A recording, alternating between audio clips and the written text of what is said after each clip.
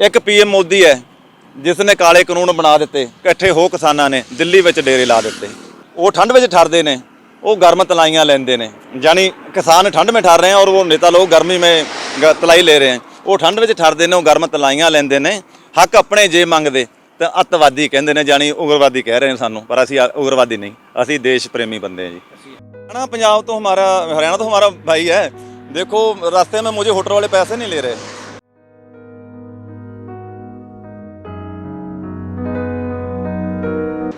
जी, hotel वाला कोई मेरे से चाय का पैसा नहीं ले रहा और छोटा भाई है, हम धक्के से फ्रूट दे रहे हैं, यानी मुझे पता नहीं चलता, कोई फ्रूट रख कर ही चला जाता है। जैसे मैं आपके पास खड़ा हूँ तो पीछे से कोई फ्रूट रख के पता नहीं चलता कौन रख गया। ये हरियाणा वालों की बड़प्पन है।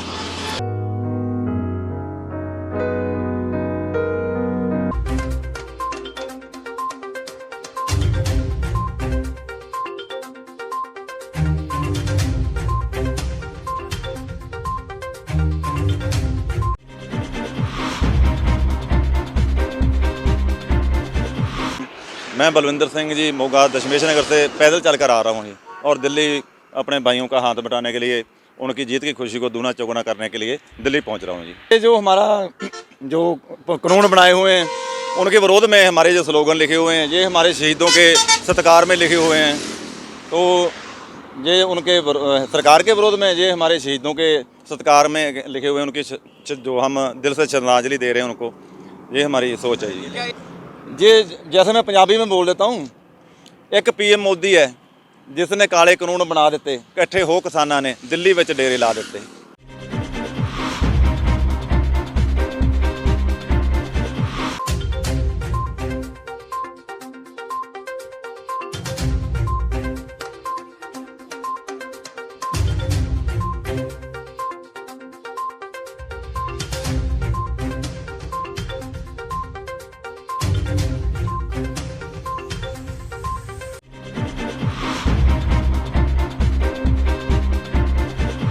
दूसरा लिखा हुआ हाँ, वो ठंड में ठरते हैं, वो गर्म तलाइयाँ लेंदे ने, यानी किसान ठंड में ठर रहे हैं और वो नेता लोग गर्मी में तलाई ले रहे हैं। वो ठंड में ठरते हैं, वो गर्म तलाइयाँ लेंदे ने, हक अपने जे मंगते तो अतवादी कहते हैं, जानी उग्रवादी कह रहे हैं सानू, पर असी उग्रवादी नहीं, असी देश प्रेमी बंदे हैं जी। मैं तो जी पहले पंजाब पुलिस में था, 20 साल मैंने ड्यूटी की वहाँ, तो अब मैं घर पे हूँ।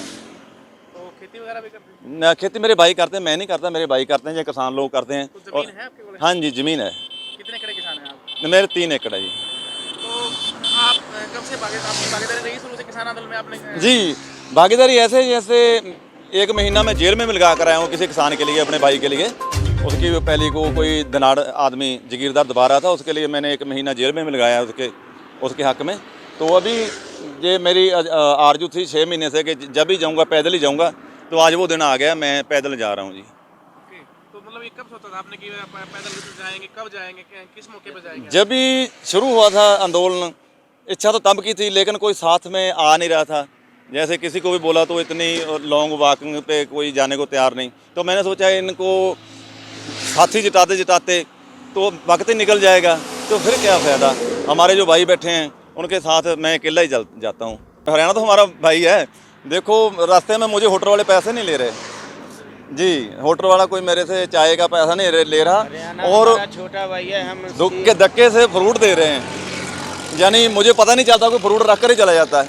जैसे मैं आपके पास खड़ा हूँ तो पीछे से कोई फ्रूट रख के पता नहीं चलता कौन रख गया। ये हरियाणा वालों की बड़प्पन है जी।